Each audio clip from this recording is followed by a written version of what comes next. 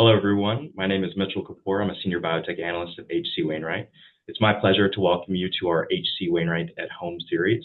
Today, we have Tyra Biosciences, and from the company, I'm pleased to welcome CEO Todd Harris and CMO Doug Warner.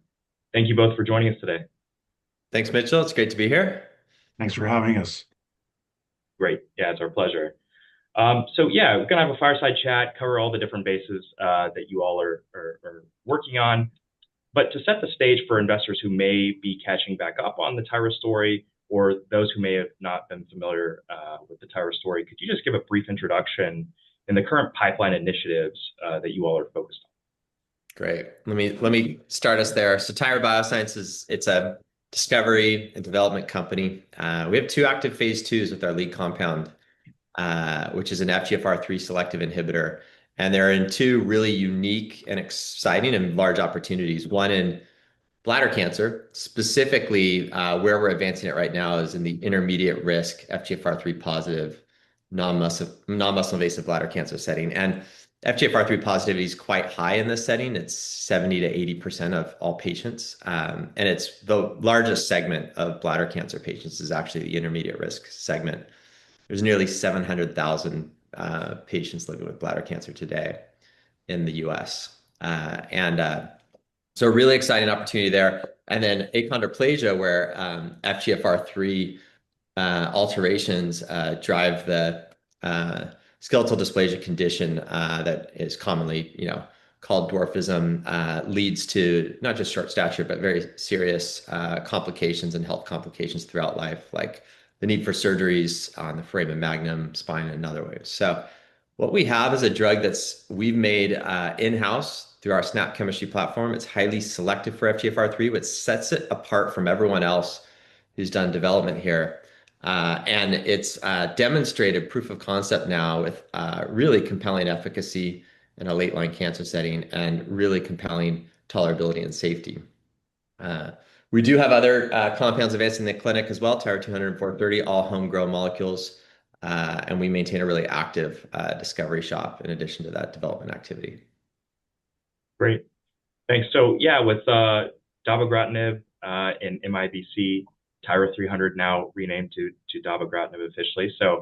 That's exciting. But in MIBC, starting there, one of the major opportunities for you all, can you please just outline your trial in MIBC and how you're deciding to blaze ahead with that indication as a priority after the metastatic urothelial cancer data from last year? And then is this kind of the lead priority, or would you characterize, the lead as multiple things?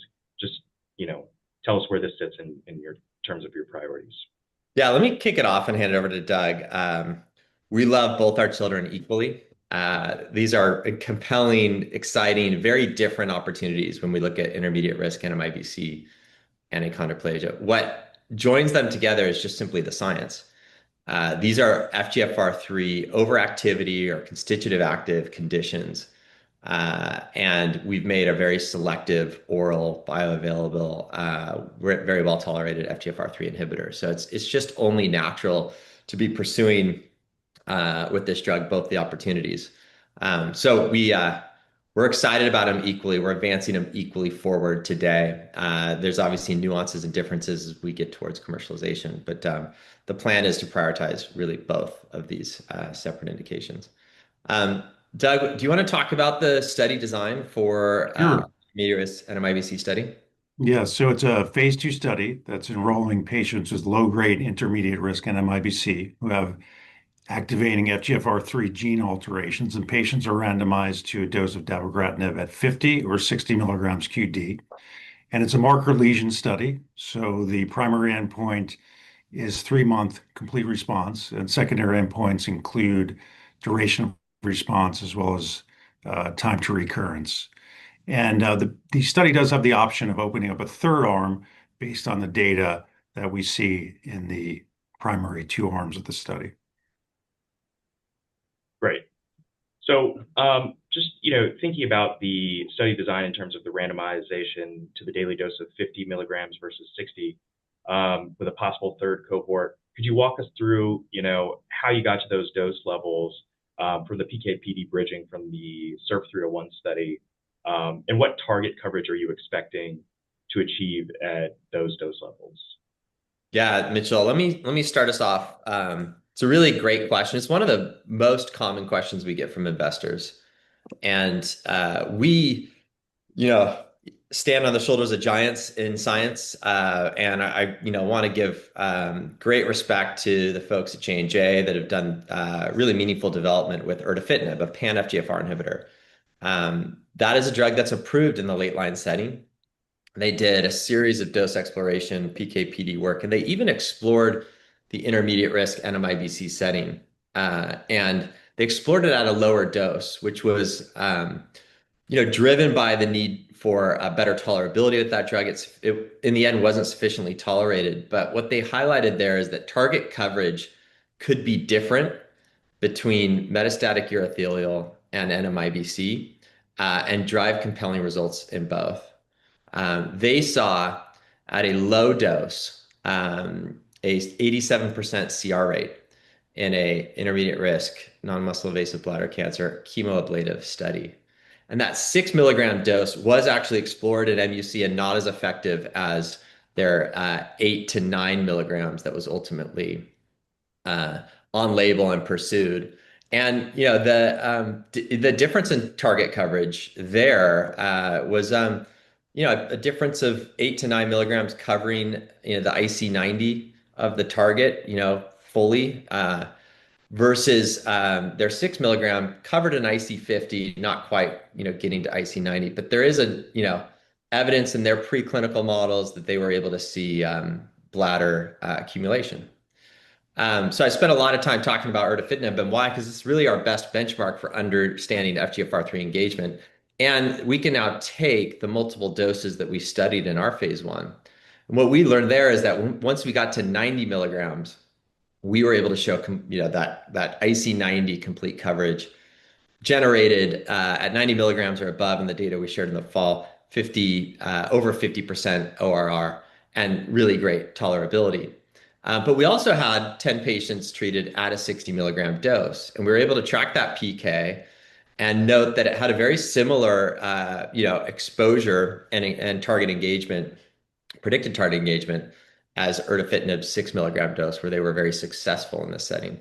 So that really allowed us to anchor there on the 60 milligram dose. There were quite a few patients in that early ERDA intermediate risk study that actually dosed down to 4 milligrams as well. So we felt like we should also explore some lower doses. We want to optimize tolerability, safety, and maintain efficacy. So that was really the basis for that selection. And then finally, when we look at the doses, patients treated at 60 milligrams or below, and we had about 10 patients treated at 60, 10 patients treated at 40, and a couple patients treated lower than that.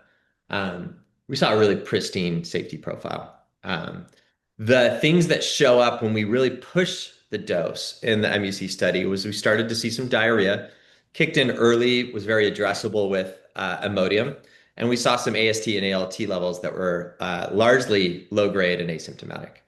And so when we look at the 60 in particular, much of that goes away, especially there was almost a complete lack of the AST and ALT elevations. And then if there's any diarrhea, we would anticipate it would be very modest, but it was a very low rate at that.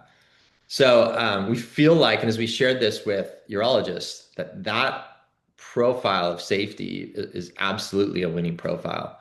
And we wanted to make sure that we had 2 shots with the 50 and 60, see how we did on the efficacy, and ultimately choose the most efficacious and well-tolerated dose to move forward. We do have an option to explore other doses if, for any reason we don't see what we anticipate based off of all of that pre-work between what J&J did and what we did. But, we're confident we're pretty close in the zone where we want to be. And we think it'll be a highly responsive disease. These are relatively small tumors. They tend to be largely driven by FGFR3. There's less co-mutations in the metastatic setting. So the responsiveness we anticipate being good. So we'll have some data that we plan to share, the first cut of early data in the first half of next year.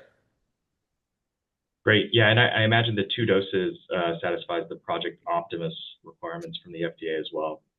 That's So, exactly right. okay, Yeah. great. And an important thing to do. Yes. Yeah, yeah, makes sense. Okay, so yeah, moving to the data, the first look, the 3-month CR data that we get next year. Can you set the stage for how impactful that readout is? What 3-month CR rate and duration of response would drive a go, no-go decision to expand or to look to a registrational study? And is this benchmark, the 70% CR TURBT rate, is that really the focus at 3 months, or is there a different time point? Just trying to understand a little bit more about the benchmark for efficacy and what we should look for this initial readout. Yeah. Um, Let me kick it off, and if Doug wants to add, I can hand it over to him. But we started off with a panel of some of the world expert KOLs, urologists, and the clear feedback they had for us was an oral drug is such a game changer in potential convenience for the patient that even a modest CR rate up front, call it 70%, would likely be very attractive for them to use. These urologists and patients, they're focused on having options, and this is going to be a setting where there will be a ton of options. It's also a setting that's very different than the way that we typically think about oncology, because the 5-year survival in the intermediate risk setting is nearly 95% for these patients. So the risk of progressing to a more advanced disease or death is actually quite low. The unmet need here is a function of cost, and it's a function of the experience. Friend of mine came out and talked to our company at an annual event we had last week. He has intermediate risk, non-muscle invasive bladder cancer that's FGFR3 positive. He was diagnosed a couple years ago, and he had a recurrence about 6 months ago. And he talked about his experience, and I think there was a really memorable moment there was some Q&A with him where someone asked, "How many times have you been had a catheter placed up your urethra in the doctor's office in the last 2 years?" And he thought about it and then answered 36. 36 office visits with a very painful procedure to put a catheter up the urethra. And in most of those instances, he had to stick around for about 4 hours to put chemo and install it in his bladder, which was something that was done on a monthly basis, all for the intermediate risk NMIBC diagnosis. And now he just wants to be cancer free. Again, that risk of potential, death from this disease is low, but it's always looming in his mind. The idea that a doctor could, essentially diagnose and send that, patient home with a prescription to just take Tyra 300 every morning for the next 2 years plus, and avoid those 36 visits to the office, the 6 hours of chemo installations.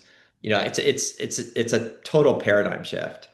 And, patients get it. And when you spend enough time with the urologists and they understand what we're doing in the profile Tyra 300, they start to get it too.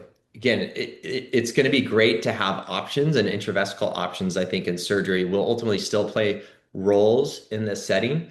But this is something that will be highly attractive, even if it is a modest, and say modest, a 70% CR rate that, appears to continue to be durable out to 12, 24 months and beyond. And, the durability we anticipate being, pretty solid. If we're able to chemo ablate that tumor up front in the first 3 months and then maintain that pressure day after day, we think the durability of an oral is going to be great. Key is going to be tolerability, and we feel really good about the profile of 50 and 60 and just how tolerable of a drug that's going to be if we can get to the efficacy that we hope. And I think that's going to be a huge motivation coming out of a phase 2 where we show that around urologists starting to get on board with the first oral opportunity in this space. Yeah, that's very helpful. I mean, especially, I know we have talked about how, this is an opportunity for a patient to try this oral before they even go on, to TURBT or another more invasive procedure, and so that also kind of gives you a little bit more room for, you know, how efficacious and a therapy can be with this. So thinking about, you know, the readout again in terms of measuring a CR and the marker lesion logistics there, how are you standardizing the marker lesion assessment, and what imaging or biopsy confirmation would be required at the 3-month mark to call it a CR? And will these be confirmed at this point? Yeah, Doug, do you want to take this one? Sure. So, yeah, patients must have at least one marker lesion, and the measurement of that is down to 3 millimeters up to 12 millimeters. And that's measured with a standard resectoscope. And a complete response is a complete visible resolution of the lesion, in addition to negative cytology and a negative biopsy if it's indicated. Not all patients would require a biopsy. Okay, very helpful. And then to identify the right patients for this for the study for the drug, 70% FGFR3 prevalence in this population. What's the plan in terms of screening for FGFR3, and will testing occur both in the academic and community setting? Does that, you know, is there any difference in that? And how will this shape up in the real world setting to find these patients? Yeah, Doug, you want to take that? Sure. So we're using the same platform to measure, uh, evaluate FGFR3 activating alterations as J&J is using in their development program. So we're collecting urine at baseline and actually collecting it throughout the study as well. But it's that platform or urine-based test that is quite easy, as you might imagine, to collect and then follow throughout the course of therapy. And I think that would be consistent with the ease of use in both academic and community settings.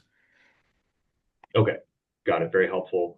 And then beyond FGFR3 status, will you be collecting other co-mutations, ctDNA, and other pharmacogenomic data that could help identify who is more likely to achieve a CR or recur?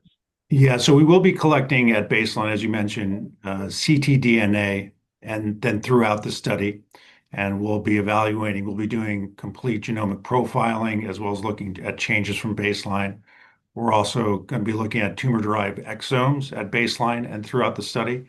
And if tissue is available, we will be also looking at complete genomic profiling as well as evaluating transcriptional activation of FGFR and FGF gene associated genes. Okay, got it. Great. And for safety, in 301, SURF 301, at and below the 60 mg dose level, the FGFR related AEs looked kind of, you know, mild, largely grade 1, 2. Which AEs are you focused on in this population at 50 to 60 mgs? And what are the thresholds in NMIBC that may be different than what we saw in the metastatic setting? Yeah, let me start. And you know, when we push the dose on a drug like this, what we saw, I'm pushing it well above the 60 milligrams, as I mentioned, is diarrhea and then AST, ALT increases. And again, the majority of this is low grade, even at the highest doses for diarrhea, highly resolved, high resolution with Imodium, and the AST, ALT were largely asymptomatic low grade. When we look at 60, there was really we had no AST increases. There was one patient out of 22 patients treated at 60 or below that had a mild ALT elevation that was grade 1. We actually have highlighted that on re-review of that lab data, their highest ALT measurement was actually a baseline scan. So even though it was called ALT increase, that wasn't quite exactly what was seen, and we've queried that. Nonetheless, a very low rate of low grade ALT, AST, that would be not unlike a statin, for example, which urologists would be very comfortable prescribing.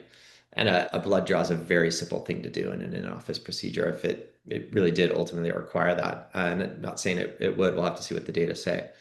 And from a diarrhea perspective, even the diarrhea we saw at 60 milligrams or below seemed to have a different character or nature. It wasn't necessarily coming on as early, maybe several months into treatment regimen we saw it, which again, possibly related, but also begs the question how related maybe was it to the drug as well. So we'll have to evaluate whether this is a real, how much of an AE this is at the 60 and 50 milligram dose.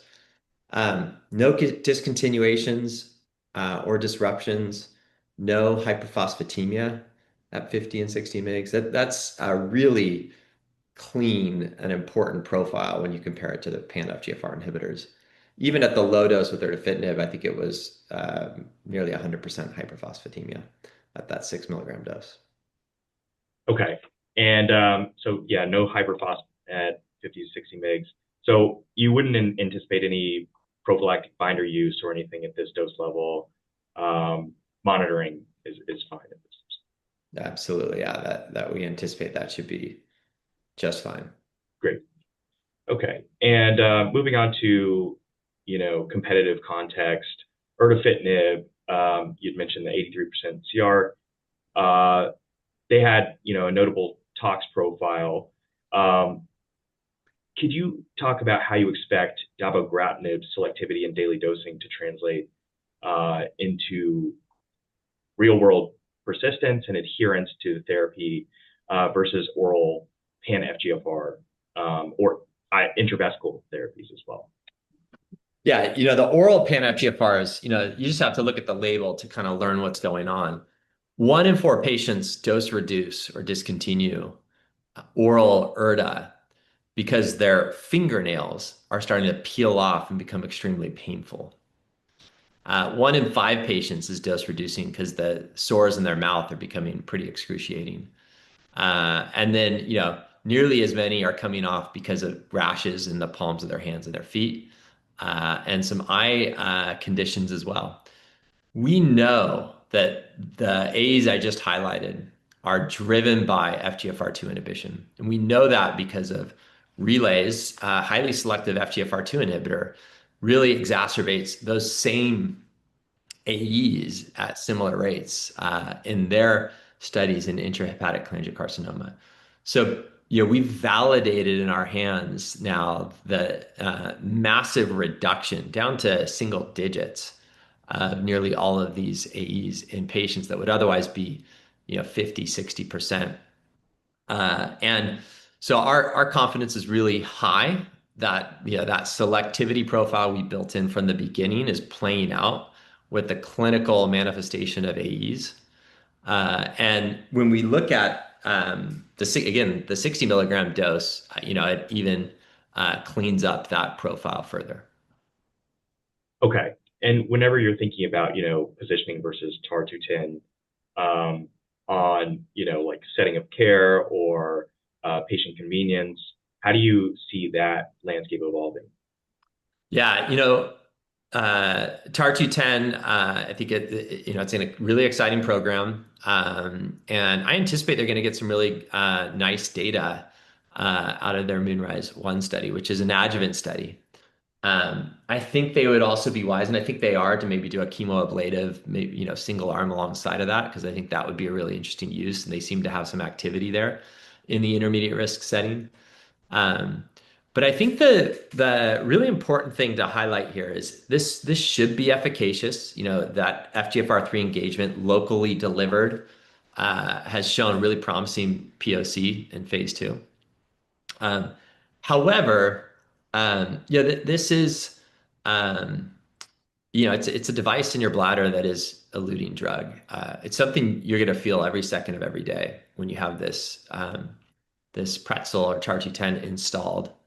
And not only that, there's a lot of folks talk about the need to just avoid systemic tox, and that's going to be the priority for the urologist. But the reality is with TAR-210, every time you take in and out the pretzel, you typically use some prophylactic anti-infectives. And so now you're introducing systemic tox on top of this procedure. You can have diarrhea from prophylactic anti-infective use here, right? So the idea that this is really clean and pristine from an AE profile, in addition to the pain, blood in the urine, and just feeling this urgency all the time. It's not necessarily going to be a walk in the park. I think it's better than TURBT and sitting in that office every month and having chemo pushed up in your bladder for 4 to 6 hours. So I think it's a huge step forward there.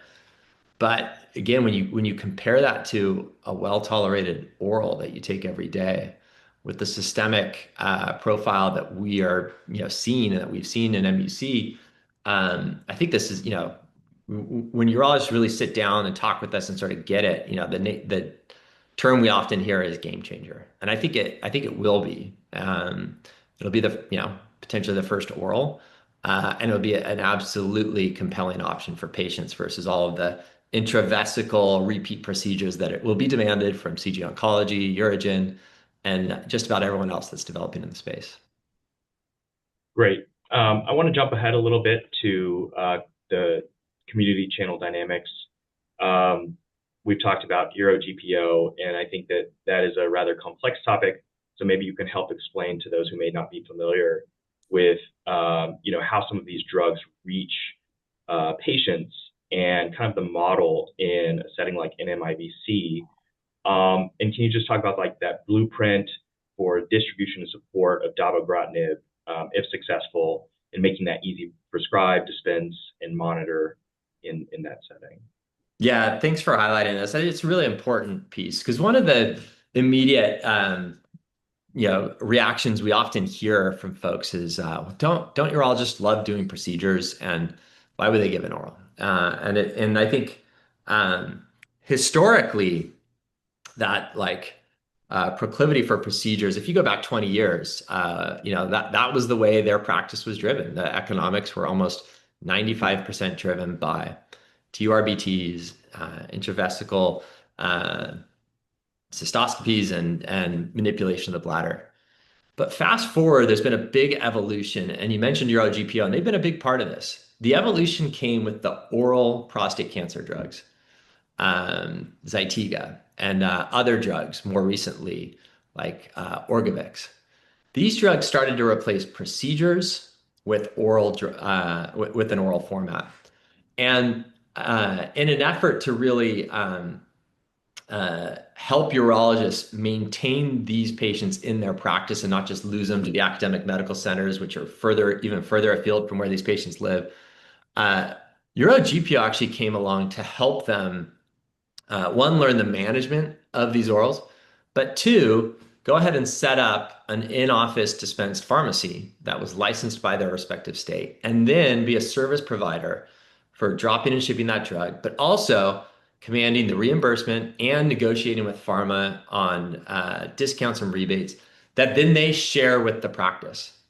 And so we're all familiar with buy and bill for procedures, and you can make a spread of about 4% on the purchase of a Part B drug. This essentially allows that same economic benefit in a Part D management because they're sharing a spread back with the practice, but with a really important distinction. In the Part B practice, and if you think about drugs like Community Bio and then ultimately, J&J, there's very large outlays of cash for these devices. They go into, cold storage till the patient's ready to be seen, operated on, or have the procedure. And then they install, and then they go seek reimbursement with that 4% spread.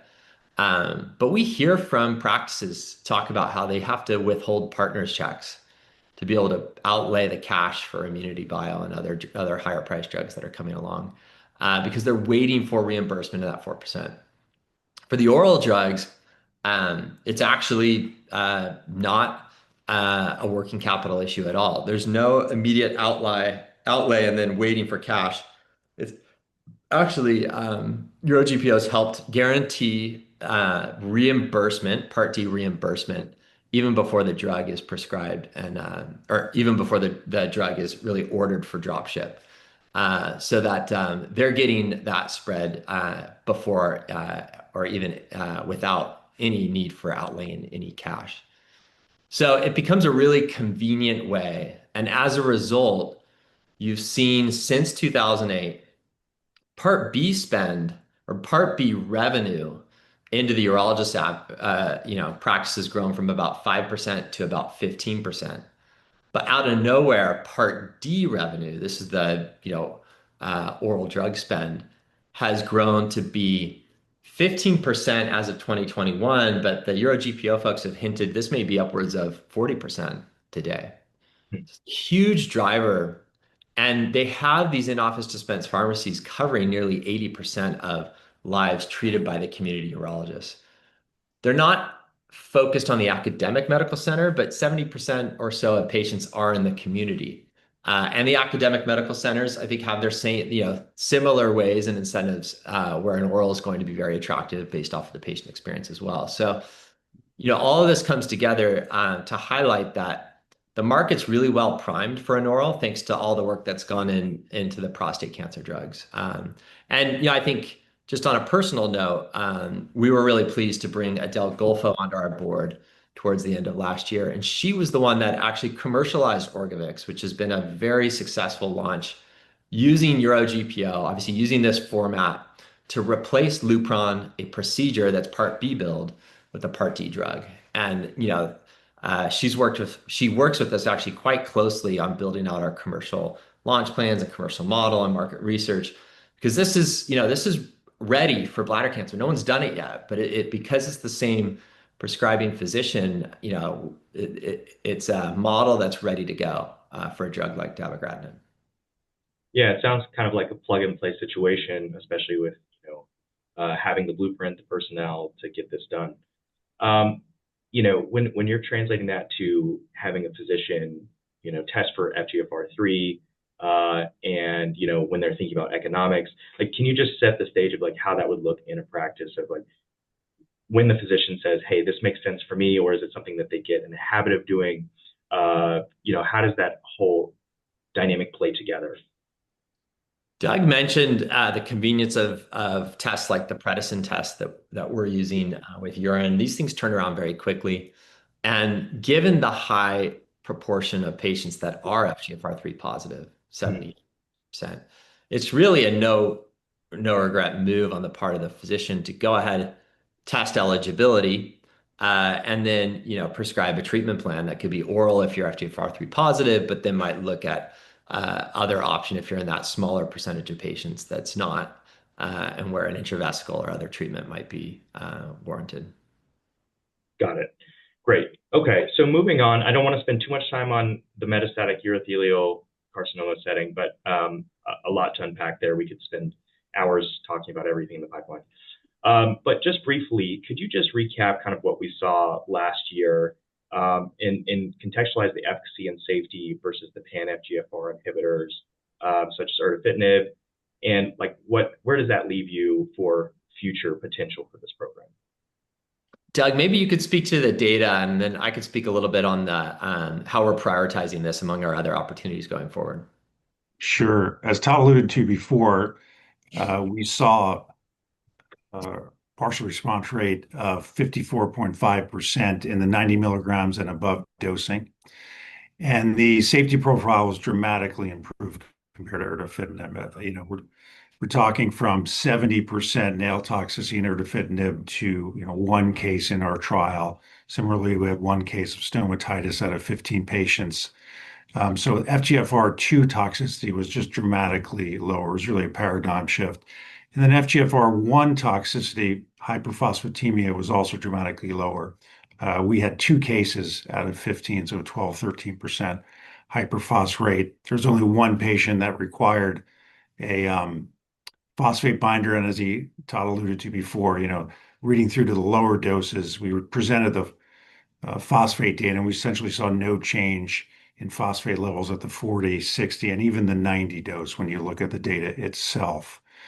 So overall, efficacy tracking at that data cut above what erdafitinib showed, obviously a small data set, but clearly, proof of concept that targeting FGFR3 in particular can result in a substantially lower rate of FGFR2 and 1 toxicity. We did have, as Todd alluded to, diarrhea lower than what we saw with erdafitinib, low grade primarily, and then asymptomatic LFT elevations that are consistent with pan-FGFR inhibitors as well as TKIs in general.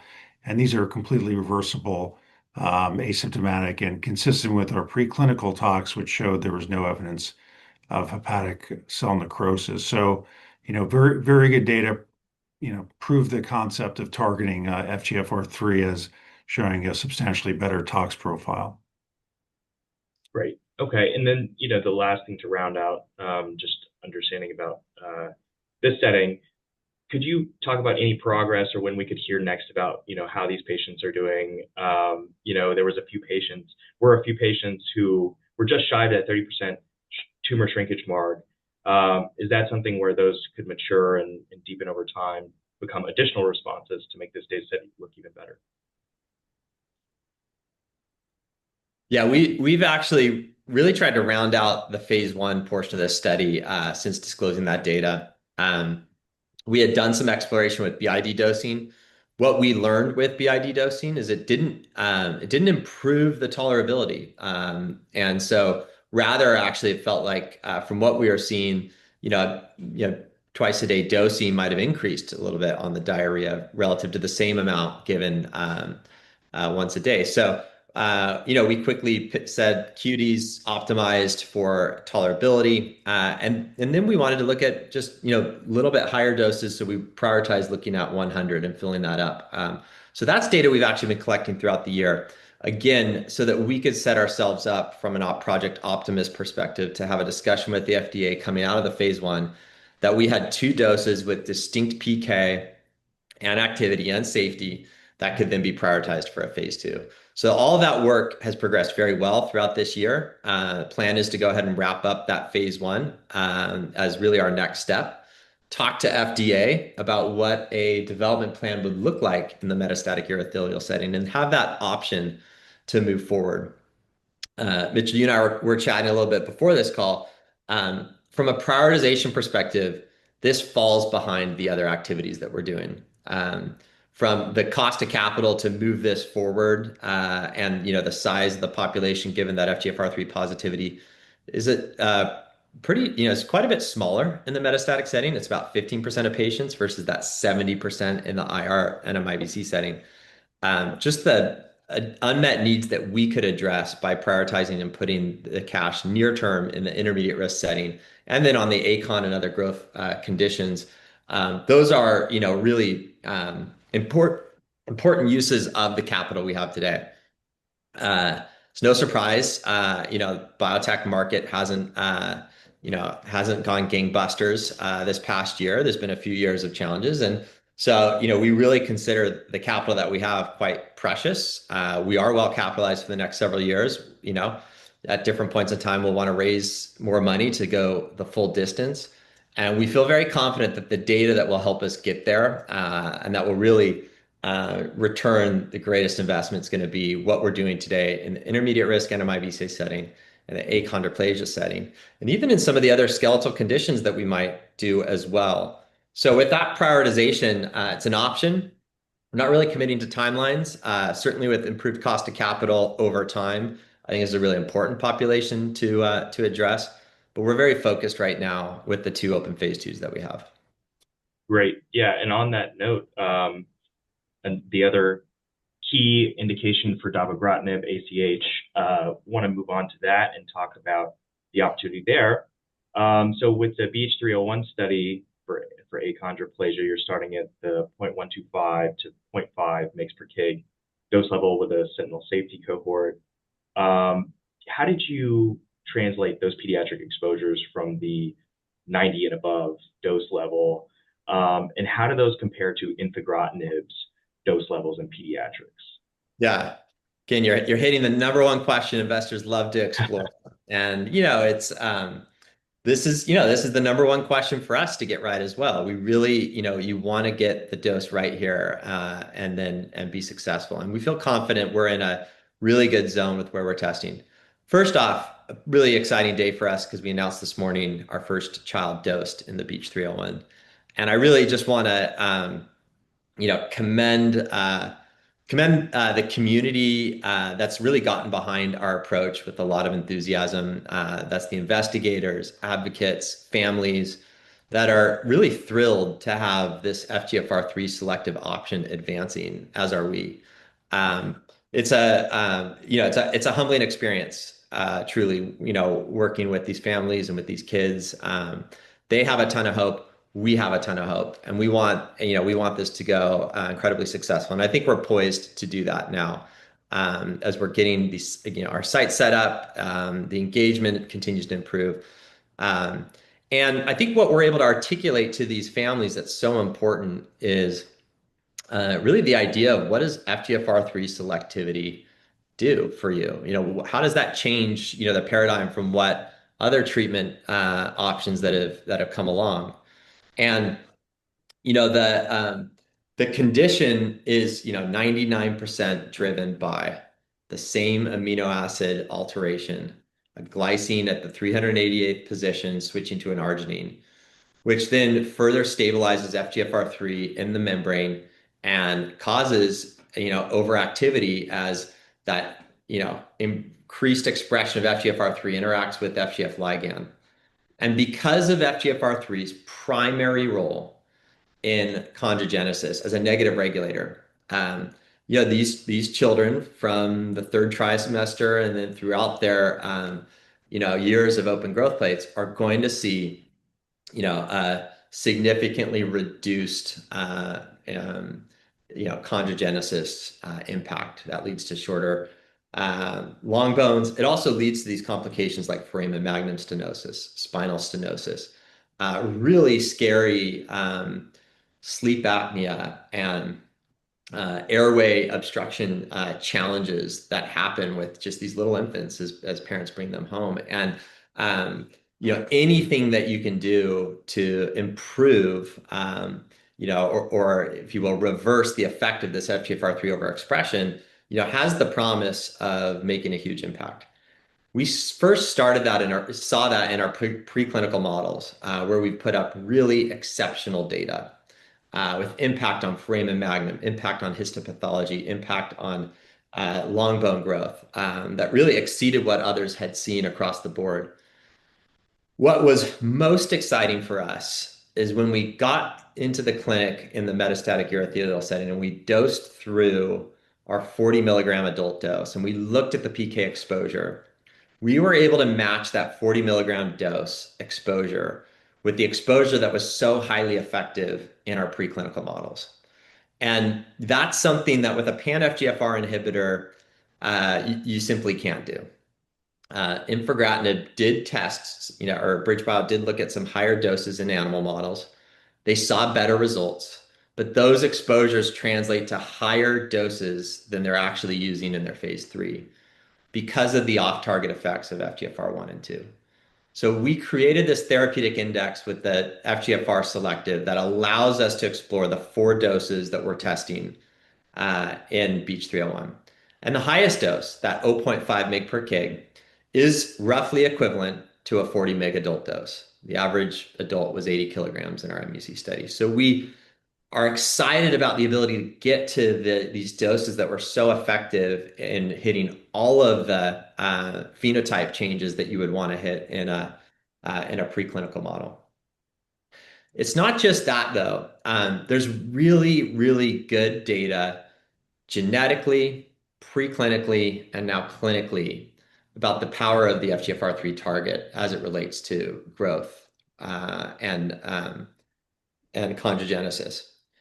On the one side, we know that children and individuals with achondroplasia, on average, they're going to achieve, if you're a male, a height of maybe 4'3" on average. That's versus a 5'9" for a typical population. But we also have the other phenotype where there are conditions, one of which the acronym CATSHL is a FGFR3 single allele knockout. So you haven't turned FGFR3 expression off completely. You've taken half the half the FGFR3 expression potentially off the table by eliminating an active allele. What you see there is the average height for a male is 6'5". So you get this 10% increase over a typical height with this condition. And that's a lot of, it's a very, very meaningful change just by getting to essentially what would be about half the expression of FGFR3 in terms of what we estimate. And then there's this clinical finding that the Memorial Sloan Kettering reported in children, typical children without a genetic FGFR3 condition, but had somatic mutation in glioblastoma that was FGFR1 or 3, and as a result went on a pan-FGFR inhibitor like erdafitinib. And they went on the full dose. And a full dose of these drugs, the target is trying to get IC90, almost complete inhibition of FGFR3. What they saw there was quite shocking, actually. The children, while their growth plates were open, were growing upwards of 19 centimeters per year. The growth was so fast, they had some fractures and other challenges. What that highlights, though, is that this is a massive regulator of growth and that the dynamic range is extremely wide. A typical kid's going to grow 7.5 to 8, maybe even 8.5 centimeters at certain times. So to move that out to these high teens, have some complications, highlights that you don't want to be on the full FGFR3 suppression spectrum with any of these children. But we do know that getting to somewhere around an IC50 on average is likely a relatively safe place to go. We see it in our preclinical models and just wild type mice, and we saw it in that achondroplasia mouse model. So that's really helped us triangulate to where we wanted to be, the equivalent of a 40 mg adult dose.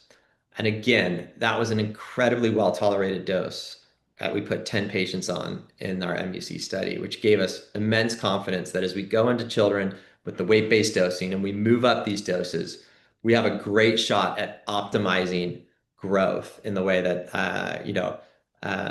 not just about annualized height velocity, though that's a surrogate, but optimizing the potential to impact foramen magnum stenosis, spinal stenosis, back surgeries over time, and all of these other clinical complications that you want to hit.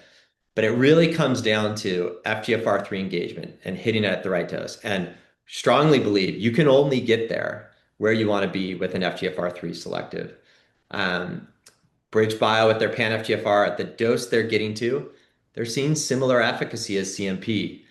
That efficacy, from an annualized height velocity is only about half of where you really want to go with these children. So we know there's plenty of room on the table, and we just want to push that FGFR3 engagement to that right level with our dosing scheme in Beach 301 to optimize efficacy within that therapeutic window that we feel, we've proven with the data that we have so far.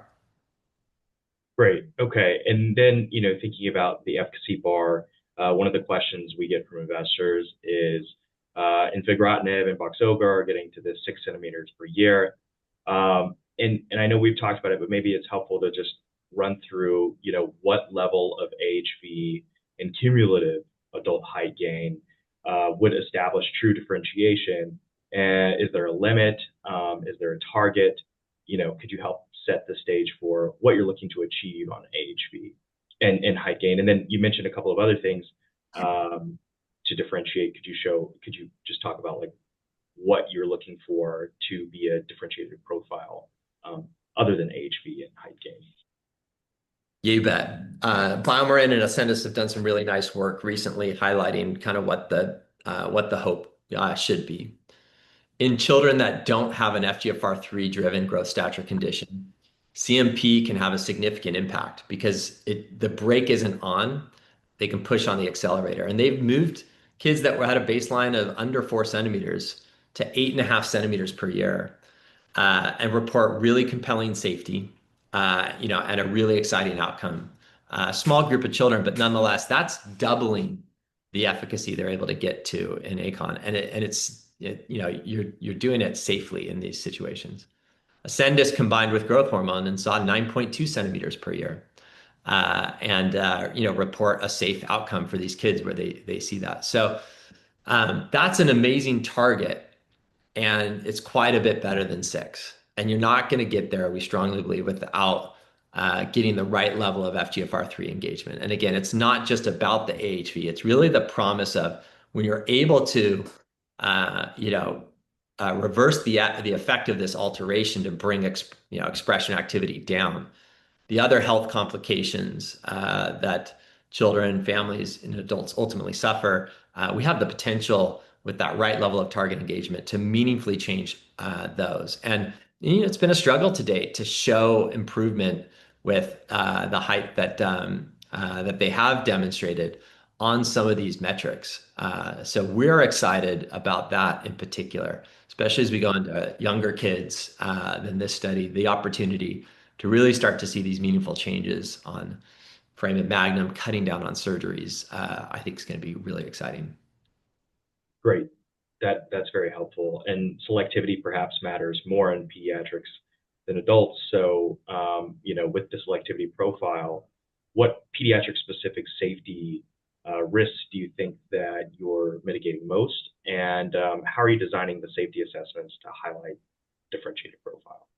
Yeah, I think our main focus, because we're doing dose selection, we want to make sure, you want to be able to push growth. You don't want to push it too much, and drive complications. So I think that's one of our main assessments is just looking at what's the right and healthy level of growth that can be achieved during these, initially 12-month windows, 6-month windows. So that's a very important safety parameter. Aside from that, it's really just recapitulating what we saw in adults around having a very tolerable profile by significantly reducing FGFR1, 2, and 4 activity. So confirming that, whilst making sure that the level of growth that we're getting is optimized is I think the key safety bands that we're thinking about for this study. Great. And for ACH, is there anything you can share on when we could expect an update in terms of data or the next path ahead for this program? Yeah, we put out some guidance this morning that by the second half of next year, we'll have some initial data. This will likely be coming out of our Safety Sentinel cohort, but we anticipate we'll be on track to be able to start sharing some data. So again, that kind of combines to make 2026 a really important year, but it makes the second half of this year critical around execution, as we continue to build the momentum. So yeah, that, and I think the Safety Sentinel data, I think is going to tell us just an enormous amount and tell investors an enormous amount. We're going to have 12 children ultimately. By our estimation, the top 3 doses should have a level of target engagement that exceeds likely what we predict is exceeded by the pan-FGFR inhibitor infigratinib in their study. So we'll look for those children to outperform potentially on initially 6 months and then ultimately 12 months in terms of that initial surrogate AHV, which then I think can give us the belief and promise it's going to have a broader impact on all the other clinical sequelae and also read through as we add additional children in our cohort 1 and 2 onto the study.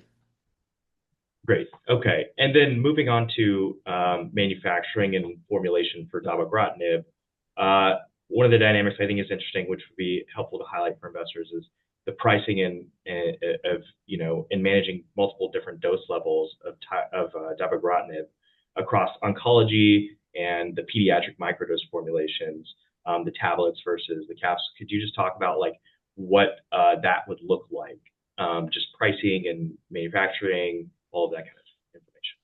Yeah, I think it's important to highlight first and foremost that we have very different formulations and dosing schemes when we look at bladder cancer versus achondroplasia. Bladder cancer would be a solid oral tablet, indicated what we anticipate is likely, a single dose, regardless of weight. Whereas with children, especially because that weight is changing over time, we're going to have weight-based dosing, and we've put this into a formulation of call it this sort of sprinkle capsule, so it could be sprinkled over applesauce or yogurt and provided. So very different. Not only that, BioMarin has already done, an excellent job of highlighting that payers across the world are willing to pay, and actually willing to pay with what, I know this isn't the right way to term it, but I'll call it subscription pricing. Whether you're getting a small amount of drug because you're 3 years old or a large amount of drug because you're 14, and your size is meaningfully different, it's really the same price month after month. And so that argument, and it's been done with other drugs, has already been made with payers in terms of the paying for the outcome, independent of the dose. And there's a strong willingness to pay, and BioMarin's done an incredible job now commercializing, nearly getting to $1 billion in sales with this, and doing so in a way that's largely ex-US, which is quite unique as well. So there's a real strong precedent now set. There's really no risk of achondroplasia drugs formulations being used in the adults because you just need so much drug. Actually, the price would be quite a bit bigger than if you just sort of were priced it around a tablet, which would be more standard pricing there. So that allows us to like eliminate this risk of kind of drugs being used across indications. And we think it's a very low risk that someone would try and start crushing up tablets to like sprinkle, not knowing the right level of dose for these children, especially in an environment where there's this willingness to pay. So that gives us confidence we can brand and separate this very meaningfully from a manufacturing, formulation, branding perspective. Doug worked on a drug that did something very similar. Doug, do you want to speak to that example of what you guys did at Amgen with Prolia and Xgeva? Yeah, Xgeva and Prolia, had two very different indications and two different in osteoporosis, Prolia, and in bone metastases with Xgeva, and they had different dosing and different schedules. And as can be seen by the revenue from both of those indications, they were managed to separate the two and achieve pretty optimal revenue in both indications. Very helpful. Okay, great. And moving on to kind of the runway that you've spoken about through at least 2027, could you talk about what that covers in the big Tyra pipeline? Yeah, really, our cash runway, we anticipate getting meaningful phase 2 data across all of the indications we've talked about today in terms of intermediate risk NMIBC and achondroplasia. It allows us also to advance Tyra 430, which we haven't talked about, but another very exciting drug in hepatocellular carcinoma. Ultimately with meaningful data, we'll obviously look for ways to extend that runway into phase 3 and ultimate commercialization. But we feel very confident with the cash we have. We can deliver to investors very strong and compelling data packages, phase 2, highlighting what the recommended phase 3 dose should be and what the likely outcome and improvement we can achieve against the unmet needs in intermediate risk NMIBC and achondroplasia. Excellent. So the last thing, would love to give you the floor to highlight anything we didn't talk about that you think is impactful for investors and the road ahead for the next 12 to 18 months for Tyra. Well, thanks, Mitchell. We talked about a lot. I think what's least understood about our story is the dual opportunities are both amazingly attractive and it can address these very large unmet needs. We have investors who are maybe really excited about what we're doing in achondroplasia. Some investors really excited about what we're doing in intermediate risk NMIBC. It's truly a rare opportunity where you've got what's now a clinically validated drug like dabogratinib with the safety efficacy profile that was seen in a very late line patient population that's hard to treat, with such compelling opportunities to change standard of care and make a really meaningful and lasting impact on lives in two very disparate but both compelling opportunities. It's a very unique setup for us, and we're, scientists. We built and made this drug out of, I think, a love for the science and understanding that this would be a potentially very valuable drug to make. So it's great to sit where we are. We have a lot of work ahead of us, just in terms of moving through phase twos, threes, getting to commercialization. But such a great and compelling and exciting opportunity. And from a competitive situation, that I think we're pretty clear about our ability to outcompete and improve outcomes versus the pan FGFRs. Lilly and the Loxo folks also had an FGFR3 selective. Data weren't as good as what we showed last fall, and I think there isn't a immediate plan that we've heard of moving into these bigger and exciting opportunities. So one of the things that also happened this year for us is just creating some additional daylight between us and competition that'll ultimately come. So it's a really great setup. And there's more to come from what we're ultimately going to build out of the pipeline that we're excited about as well. Excellent. Todd and Doug, thank you both very much for joining us today. And I want to send a special thank you to all the investors who dialed in as well. Really appreciate it. Thanks, Mitchell. Thanks so much.